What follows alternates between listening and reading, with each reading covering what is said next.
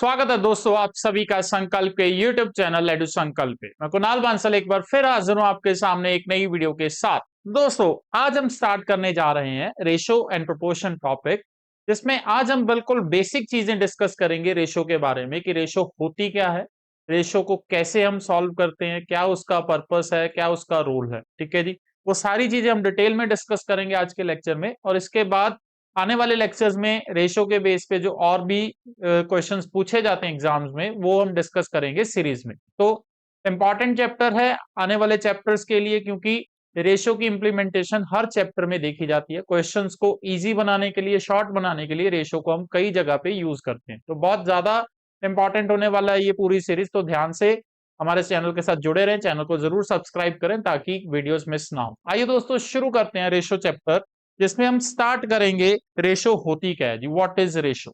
ठीक है जी, हिंदी में इसको हम अनुपात बोलते हैं जी, व्हाट इज रेशो। ठीक है जी।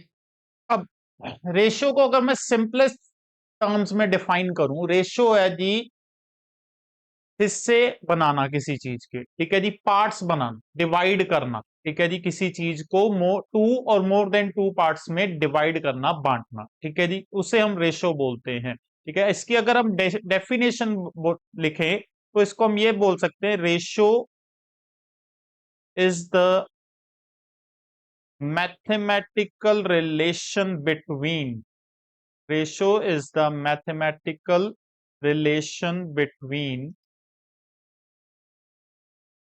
Two or more values.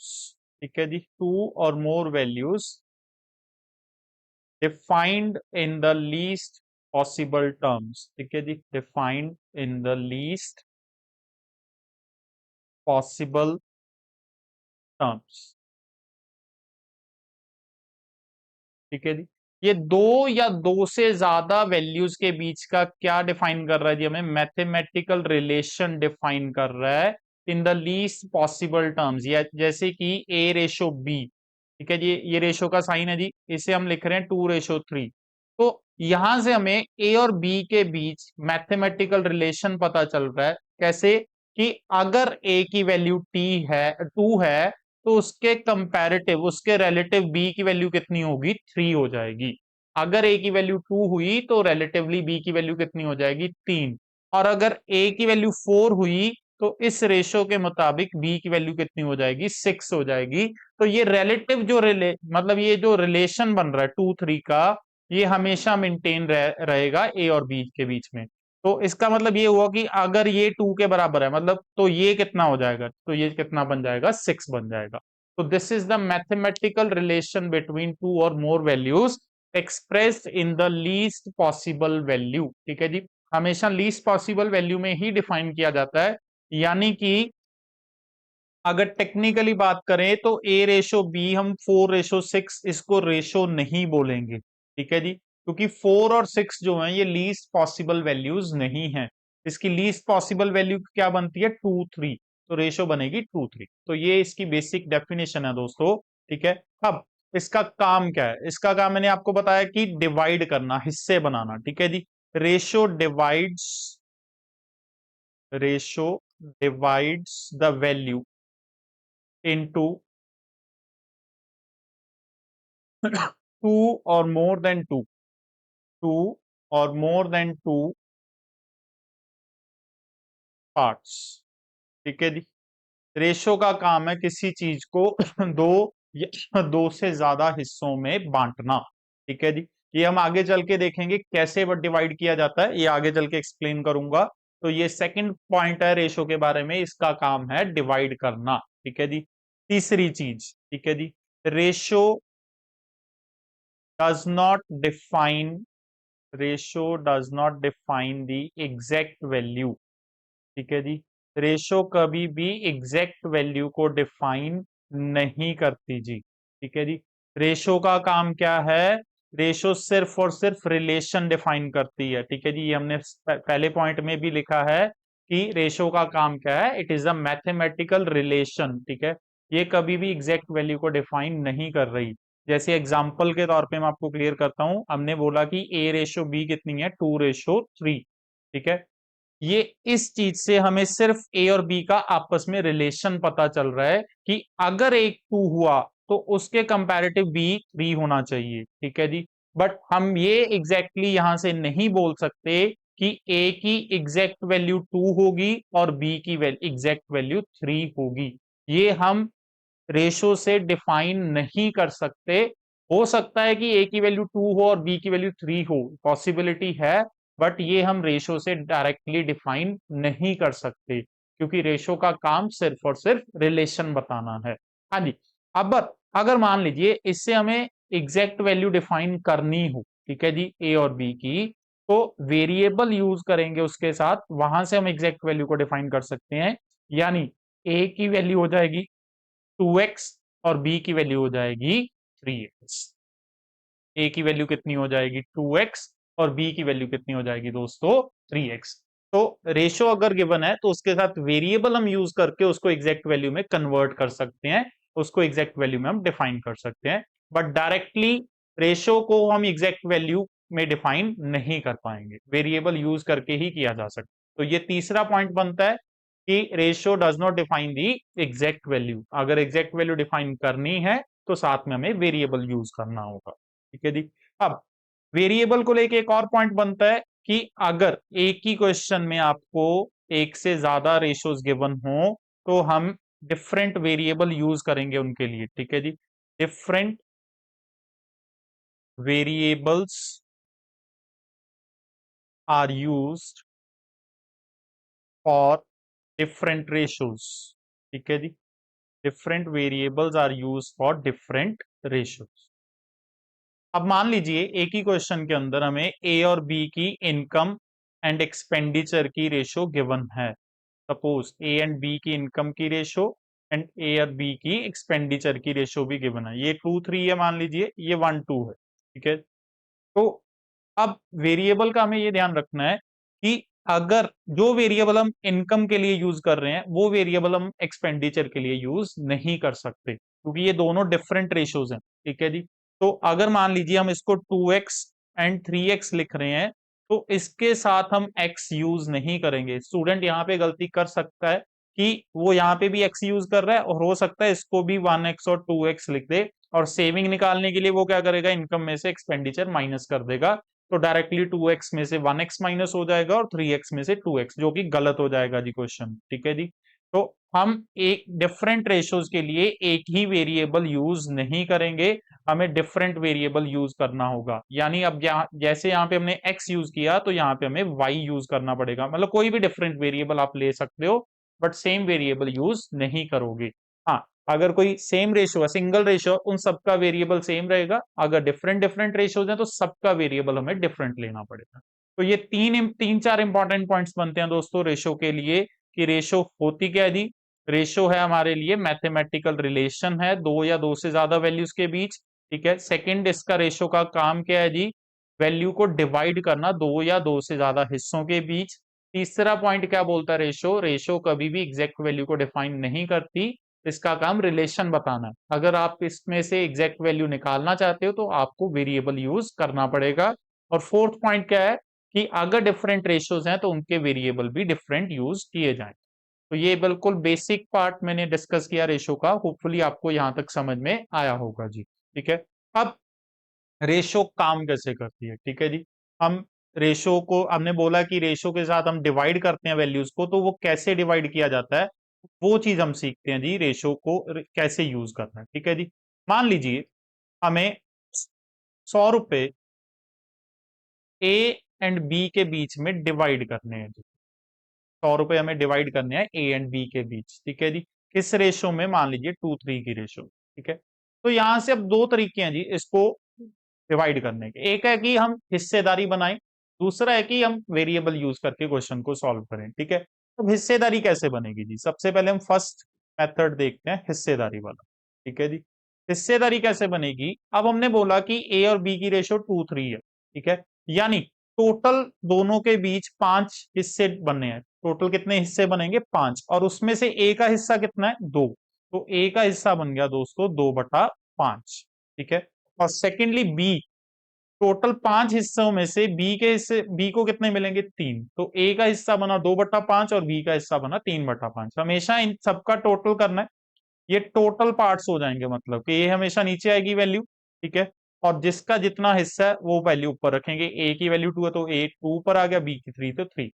अब 100 रुपए डिवाइड करने हैं, तो 100 में से ए को 2/5 हिस्सा मिलेगा और 100 में से बी को 3/5 हिस्सा मिलेगा, यानी ए की वैल्यू कितनी आएगी 40 रुपए और बी की वैल्यू कितनी आएगी 60 रुपए। तो ये हमारा फर्स्ट मेथड बनता है कि हम फ्रैक्शन बना के क्वेश्चन को सॉल्व कर सकते हैं। सेकंड मेथड क्या बनता है दोस्तों, वेरिएबल वाला, ठीक है जी। सेकंड मेथड की बात करें तो अब ए की वैल्यू कितनी बनती है 2x, अगर वेरिएबल लेके चले, और बी की वैल्यू कितनी बनती है 3x, ठीक है। अब हमें पता है इन दोनों का टोटल, क्योंकि हमने 100 रुपए इन दोनों के बीच डिवाइड करने हैं, यानी इन दोनों को मिला के 100 रुपए मिलना, तो हमें इन दोनों का टोटल पता है, इन दो वैल्यूज का, तो इन दोनों वैल्यूज का टोटल कितना बनता है 100।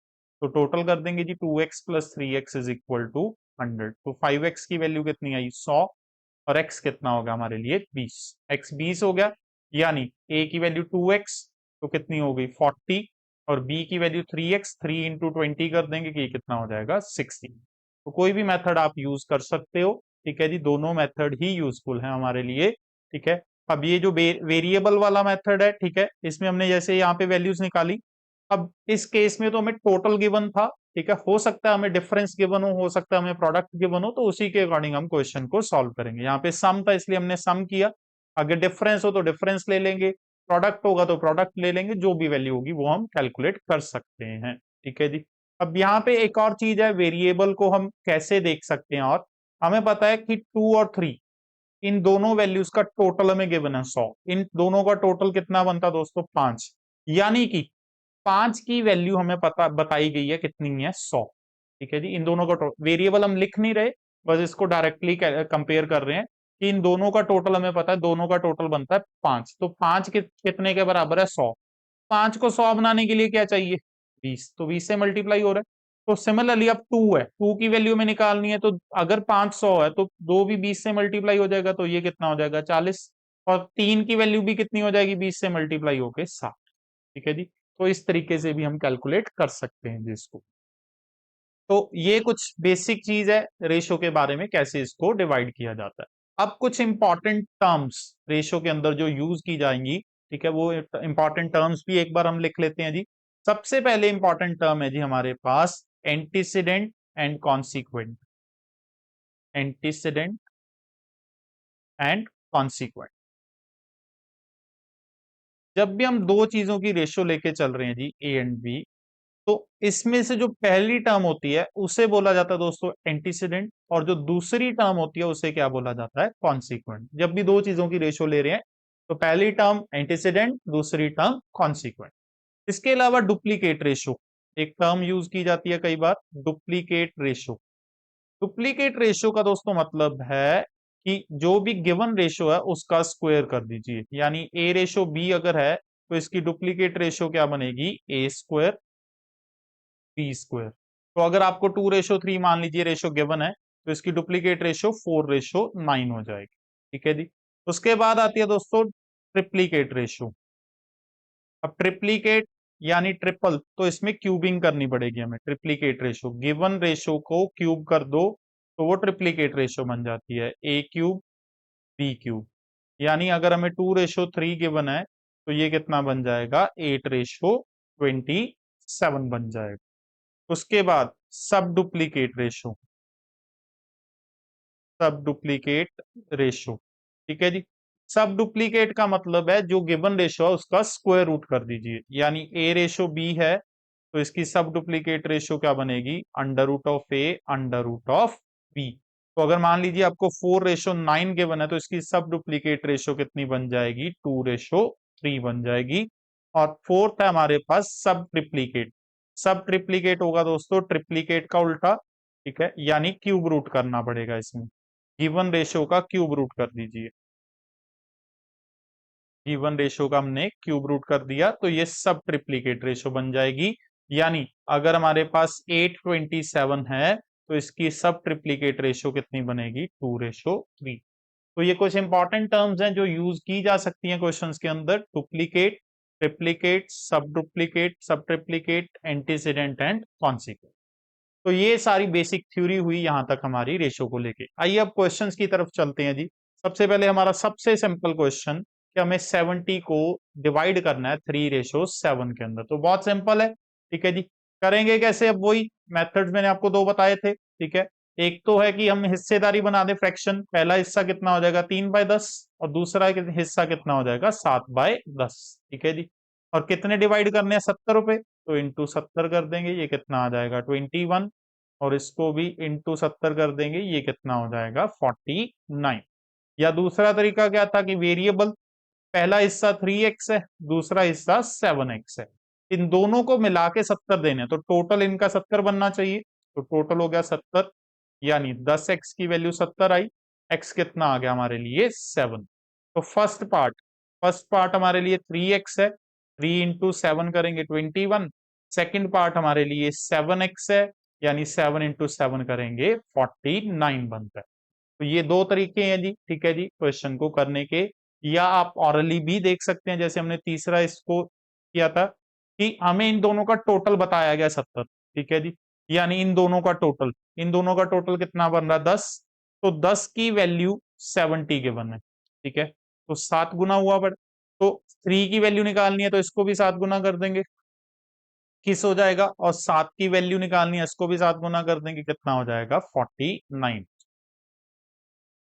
आइए आगे बढ़ते हैं जी। नेक्स्ट क्वेश्चन, दो नंबर्स की रेशो हमें बताई गई है 3/8 और यहाँ पे इनका डिफरेंस है दोस्तों, माइनस डिफरेंस, ठीक है जी, अंतर दोनों का 115। तो हमें नंबर्स बताने हैं जी क्या है। तो पहला नंबर दोस्तों क्या हो जाएगा 3x और दूसरा नंबर क्या हो जाएगा 8x। अब इन दोनों का डिफरेंस है, तो डिफरेंस ले लेंगे 8x माइनस 3x, ये किसके बराबर गया हुआ है 115। तो 5x की वैल्यू कितनी है हमारे पास 115 और x कितना आ जाएगा 23। x हमें मिल चुका है जी। तो पहला हिस्सा, पहला नंबर, फर्स्ट नंबर हमारे पास क्या था 3x, तो 3 इंटू 23 करेंगे कितना बन जाएगा 69। और दूसरा नंबर क्या था हमारे पास 8x, तो 8 इंटू 23 करेंगे कितना हो जाएगा 184, ठीक है जी। तो ये मेथड बनता है, या हम डायरेक्टली देख सकते हैं, ठीक है जी, 3 और 8। अब हमें इस क्वेश्चन के अंदर डिफरेंस बताया गया, इन दोनों का डिफरेंस, अंतर, डिफरेंस, फर्क कितना है जी 5।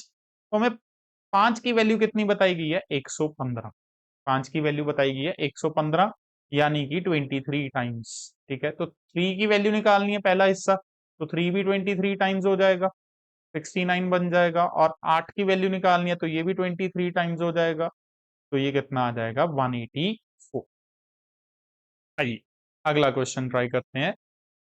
Sum of money is to be distributed among A, B, C, D in the ratio 5:4:3। कुछ पैसे हमने चार बंदों के बीच डिवाइड करने हैं, A, B, C, D के बीच, इस रेशियो में 5:4:3।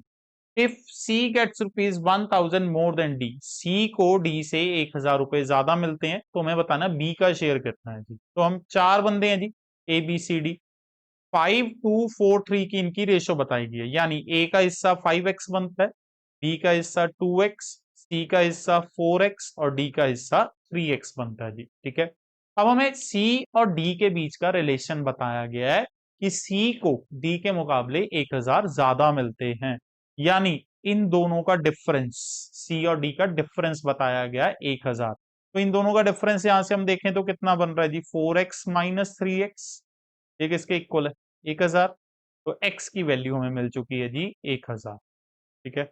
अब पूछा क्या गया हमारे पास b का शेयर, तो b का शेयर दोस्तों कितना बन जाएगा, b share is equal to 2x है, तो 2 इंटू 1000 करेंगे कितना आ जाएगा जी 2000। तो b का शेयर कितना हुआ जी 2000 रुपीज। a का शेयर पूछा जाता तो 5000 हो जाता, c का शेयर पूछा जाता तो 4000 हो जाता, d का पूछा जाता तो 3000 हो जाता। आइए आगे बढ़ते हैं। चार नंबर्स हैं जी, किस रेशियो के अंदर है 1:3:4 के अंदर, और इनका सम गिवन है कितना 16। हमें बताना है फर्स्ट और फोर्थ का सम कितना है, पहले और फोर्थ का ही सम पूछा गया। अब देखो चार नंबर्स, पहला नंबर 1x हो जाएगा, दूसरा नंबर कितना हो जाएगा 2x, तीसरा नंबर कितना हो जाएगा 3x, फोर्थ नंबर हो जाएगा 4x। इन सबका टोटल बताया गया है 16। तो इन सबका अगर मैं टोटल करूं तो ये 10x बन रहा है जी। 10x की वैल्यू बताएगी है हमें 16। ठीक है जी। अब हमें पूछा गया गया है फर्स्ट एंड फोर्थ, यानी फर्स्ट एंड फोर्थ इन दोनों का सम। अगर मैं इन दोनों का सम करूंगा तो वो कितना बन रहा है दोस्तों, 5x। ठीक है, तो 5x की वैल्यू हमें कैलकुलेट करनी है। तो बहुत आसान है, देखो 10x 16 के बराबर है, 10 यानी 10 16 के बराबर है, तो 5 किसके बराबर हो जाएगा, हाफ हो जाएगा। ये 10 का हाफ हो रहा है जी 5, तो ये भी हाफ हो जाएगा, कितना आ जाएगा 8। तो हमारा आंसर क्या आया, 8 आया जी। ठीक है जी। तो इस तरीके से हम कंपैरिजन करके वैल्यूज को निकालते हैं रेशो के अंदर, कि 10 की वैल्यू हमें बताई गई थी 16 है, और हमें 5 की वैल्यू निकालनी है। तो 10 का हाफ हो रहा है जी 5, तो 16 का भी हाफ कर देंगे, कितना बन जाएगा, 8 बन जाएगा। आइए अगला क्वेश्चन ट्राई करते हैं। दो नंबर्स की रेशियो कितनी है दोस्तों, 1 3, और उनका सम कितना है, 240। हमें उन दोनों का डिफरेंस निकालना है। रेशो पता है, सम पता है, टोटल यानी जोड़ पता है, और उनका डिफरेंस निकालना है जी। अब देखो दो नंबर्स कंपैरिजन के तरीके से निकालते हैं। इनका सम बताया गया, इन दोनों का सम। सम कितना बन रहा है दोस्तों, 4। तो 4 की वैल्यू हमें कितनी बताई गई है, 240। हमें पता क्या करना है, डिफरेंस। इन दोनों का डिफरेंस कितना बन रहा है, 3 और 1 का 2। तो 2 की वैल्यू हमें कैलकुलेट करनी है। हो गया जी क्वेश्चन ऑरली। 4 की वैल्यू 240 बनती है, तो 2 की वैल्यू कितनी हो जाएगी, 120। इसका हाफ हो जाएगा, क्योंकि 4 का हाफ है जी 2, तो ये भी हाफ हो जाएगा। 240 का हाफ कितना होता है, 120। तो हमारा आंसर कितना हुआ, 120। तो आप सीख सकते हैं कि कैसे हम कंपैरिजन करके वैल्यूज में निकालते हैं रेशो के अंदर, चाहे हमें सम गिवन हो चाहे हमें डिफरेंस गिवन हो। आइए अगला क्वेश्चन ट्राई करते हैं। दो नंबर्स जिनका सम कितना है दोस्तों, 40, और उनका डिफरेंस कितना है, 4। हमें बताना है उन दोनों नंबर्स की रेशियो कितनी है। ये बहुत इंपॉर्टेंट कॉन्सेप्ट है, पूरे क्वांट के अंदर हमें यूज करना पड़ता है कहीं ना कहीं, जहां पे भी लीनियर इक्वेशन बनती है। हमें बोला गया कि दो नंबर्स की रेशियो, यानी मान लीजिए दो नंबर्स हैं ए एंड बी, इन दोनों का टोटल कितना है जी, 40, और इन्हीं दो नंबर्स का डिफरेंस भी हमें बताया गया है कितना है, 4। अब हमें इनकी कैलकुलेट करनी है जी रेशो। तो रेशो कैलकुलेट करने का तरीका आसान है। एक बार इन दोनों वैल्यूज को प्लस कर दीजिए, 44, और एक बार इन दोनों को माइनस कर दीजिए, 40 में से 4 माइनस किए 36। तो ये इनकी रेशो आ जाएगी, यानी 11:9। तो बहुत सिंपल है। अगर आपको डायरेक्टली इनकी रेशो पता करनी हो, तो पहले एक बार इनको प्लस करना है, एक बार इनको माइनस करना है, वो ही आपकी दोनों नंबर्स की रेशो हो जाएगी। आइए एक अगला ट्राई करते हैं। दो नंबर्स का सम कितना बताया गया हमें, 45, और उन दोनों नंबर्स का डिफरेंस कितना है, 5। हमें रेशियो ऑफ नंबर्स निकालना है। सेम है जी, बिल्कुल जो लास्ट क्वेश्चन हमने किया। a प्लस बी हमें कितना बताया गया, 45, और a माइनस बी हमें कितना बताया गया, 5। रेशियो निकालने के लिए एक बार इनको टोटल करना है, 45 प्लस 5 50, और एक बार इन दोनों का डिफरेंस लेना है, 45 माइनस 5 40। तो आंसर कितना आएगा हमारा, 5:4। आइए आगे बढ़ते हैं। एक्स और वाई की रेशो में बताई गई है 4:5, तो हमें इस चीज की वैल्यू कैलकुलेट करनी है, 3x plus 4y upon 4x plus 3y। बहुत सिंपल तरीका दोस्तों। इसमें हम क्या करेंगे, put x is equal to 4, x की वैल्यू डायरेक्टली हम 4 पुट करेंगे, और y की वैल्यू डायरेक्टली 5 पुट करेंगे। तो उसको सॉल्व करने पे हमें कितना मिलेगा, 3 × 4 प्लस 4 × 5 अपॉन 4 × 4 प्लस 3 × 5। तो कितना आ जाएगा, 12 प्लस 20 डिवाइडेड बाय 16 प्लस 15, 32/31। ठीक है जी। तो ये हमारा आंसर। ठीक है। अब यहाँ पे हम एक चीज ध्यान में रखेंगे, कि हमने यहाँ पे देखो कि जो रेशियो हमें गिवन थी उसी को डायरेक्टली वैल्यूज एज्यूम कर लिया, बट ये चीज हम हमेशा नहीं करेंगे। ठीक है जी। ये हम कब यूज कर सकते हैं, कि रेशियो है और यहाँ पे भी जो वैल्यू है वो रेशियो की फॉर्म में ही है, हमें इन दो वैल्यूज की रेशियो ही पूछी गई है। ठीक है जी। तो जब रेशियो की बात आ रही है, तो हम इसको वैल्यूज एज्यूम कर सकते हैं। बट अगर ये कोई वैल्यू इक्वेशन की फॉर्म में होती, मान लीजिए ये चीज किसी के इक्वल यहाँ पे भी हमें गिवन है, तो उस केस में हम वैल्यूज को एज्यूम नहीं कर सकते। रेशियो गिवन है और रेशियो ही पूछी गई है, तो हम उन वैल्यूज को एज्यूम करके पुट कर सकते हैं। बट अगर कोई इक्वेशन गिवन है, तो उस इक्वेशन में हम डायरेक्टली वैल्यूज को पुट नहीं करेंगे जी। आई अगले क्वेश्चन की तरफ बढ़ते हैं। In a school, the ratio of number of boys to number of girls is 7:4. If there are 840 boys in the school, then find the total number of students in the school. ठीक है जी। Boys और girls की ratio हमें given है 7:4। ठीक है जी। और ये भी बताया गया कि बॉयज कितने हैं जी 840। बॉयज कितने हैं 840। हमें टोटल स्टूडेंट पता करने हैं। अब सिंपल कंपैरिजन करते हैं जी रेशियो उठा के। यानी हमें 7 की वैल्यू पता है कितनी है दोस्तों 840। ठीक है जी। तो 7 को 840 बनाने के लिए क्या चाहिए 120 से मल्टीप्लाई करना पड़ेगा। ठीक है। तो हमें टोटल स्टूडेंट पूछा गया टोटल यानी बॉयज प्लस गर्ल्स। तो अगर 7 की वैल्यू 840 है तो 4 की वैल्यू कितनी हो जाएगी जी ये भी 120 से मल्टीप्लाई हो जाएगा कितना हो जाएगा 480। तो बॉयज हैं 840 गर्ल्स हो गई 480। तो प्लस करेंगे टोटल स्टूडेंट्स आ जाएंगे हमारे पास 1320 1320। ठीक है।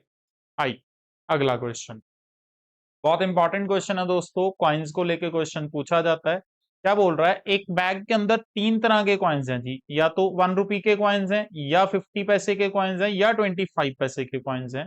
और ये कॉइन्स किस रेशियो के अंदर है 5 6 और 8। नंबर ऑफ कॉइन्स की रेशियो बताई गई है 5 6 और 8 बट एग्जैक्टली नहीं पता कितने कॉइन्स हैं। ठीक है। और इन सबकी जो टोटल वैल्यू बनती है वो 210 रुपए बनती है। हमें बताना है कितने कितने कॉइन्स थे। ठीक है जी। तो हमें इसमें दोस्तों जो कॉन्सेप्ट यूज करना है वो कॉन्सेप्ट क्या है कि value of one coin into number of coins is equal to total value. ठीक है जी। ये हम इक्वेशन यूज करते हैं कि मान लीजिए आपके पास 2-2 रुपए के 5 सिक्के हैं। ठीक है जी। 2-2 रुपए वैल्यू वाले कितने सिक्के हैं 5। तो आपके पास टोटल वैल्यू कितनी हुई तो 2 × 5 कर दोगे आप। एक सिक्के की वैल्यू 2 रुपए तो इंटू जितने उसके कॉइन्स हैं तो 2 × 5 आपके पास कितने रुपए हो दोस्तों 10 रुपए हुए। ठीक है जी। तो वही कॉन्सेप्ट हम यहाँ पे यूज करेंगे। हमारे पास 3 तरह के सिक्के हैं 1 रुपए का सिक्का है 50 पैसे का है और 25 पैसे का सिक्का है। ठीक है जी। इसके सिक्के 5 6 8 की रेशियो में है। यानी 1 रुपए वाले सिक्के कितने हैं 5x। 50 पैसे वाले सिक्के कितने हैं 6x और 25 पैसे वाले सिक्के कितने हैं 8x। अब हमें पता है कि कॉइन्स की वैल्यू कितनी है एक एक कॉइन की और कितने कितने कॉइन्स हैं। अब अगर इनको मैं मल्टीप्लाई करूंगा तो मुझे इसकी टोटल वैल्यू मिल जाएगी। ठीक है। अब थोड़ा सा ध्यान में रखना ये पैसे में है और ये रुपीज की फॉर्म में तो किसी एक चीज में हम इसको कन्वर्ट करेंगे। तो मैं रुपीज को पैसे में कन्वर्ट कर रहा हूं तो ये 100 पैसे हो जाएगा। तो 100 पैसे वाले कितने कॉइन्स हैं आपके पास 5x। तो टोटल वैल्यू कितनी होगी 100 × 5x। 50 पैसे वाले कितने कॉइन्स है दोस्तों आपके पास 6x। तो इनकी टोटल वैल्यू कितनी होगी 50 × 6x। और 25 पैसे वाले कितने कॉइन्स आपके पास 8x। तो इनकी टोटल वैल्यू कितनी होगी 25 × 8x। ये आपके पास दोस्तों टोटल वैल्यू आ गई।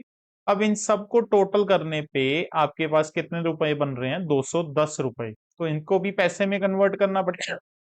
210 रुपए को पैसे में कन्वर्ट करने के लिए 100 से मल्टीप्लाई कर देंगे। तो ये हमारे पास आ गया 500x plus 300x plus 200x is equal to 21,000। तो 1000x की वैल्यू हमारे पास 21,000 आई और x आ गया हमारे पास 21।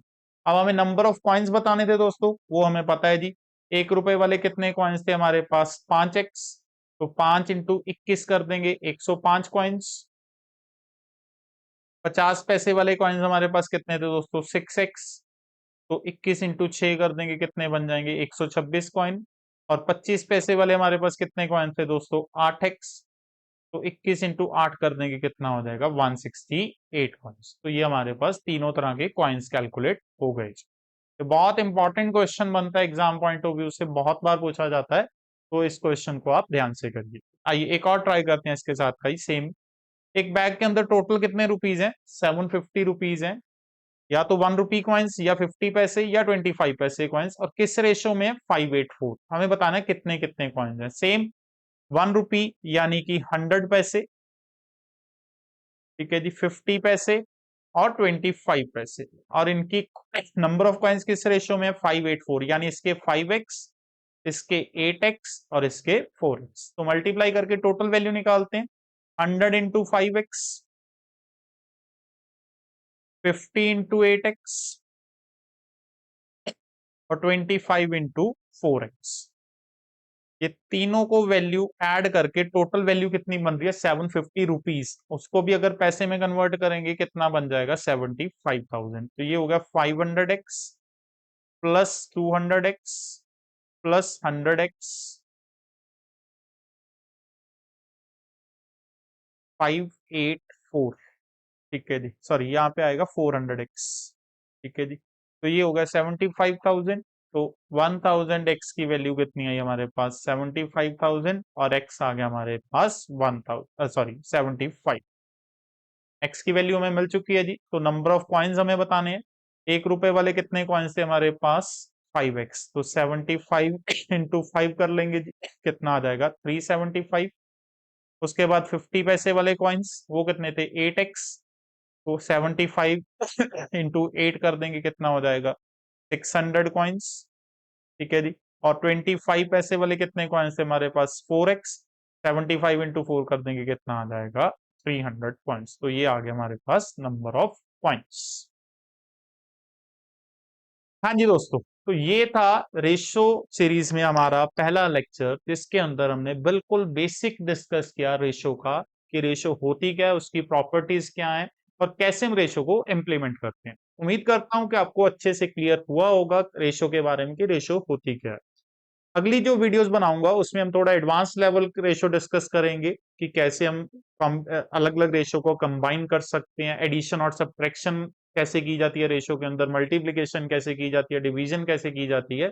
वो सारी चीजें आने वाली वीडियोस में मैं आपको बताऊंगा। तो हमारे चैनल के साथ जरूर जुड़े रहें और हमारे चैनल को सब्सक्राइब करें ताकि जो वीडियोस आने वाली हैं वो आपकी मिस ना हो।